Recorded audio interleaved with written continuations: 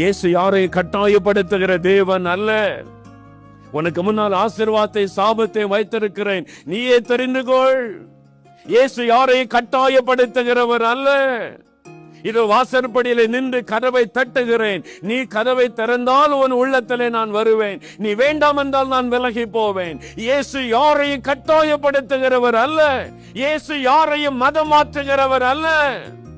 அதற்காக இயேசு இந்த உலகத்திற்கு வரவில்லை.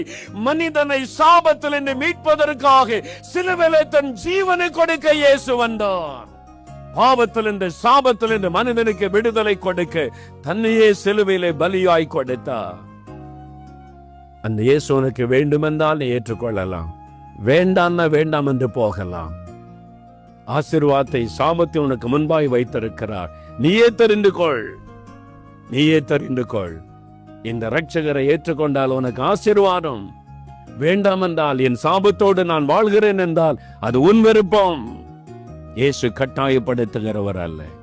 ஆனால் உனக்காக ரத்தம் சிந்தினார், உனக்காக தன்னை பலியாய் கொடுத்தார், உனக்காக தன் கடைசி சுட்டு ரத்தம் வரைக்கும் சிலுவையிலே கொடுத்தார்.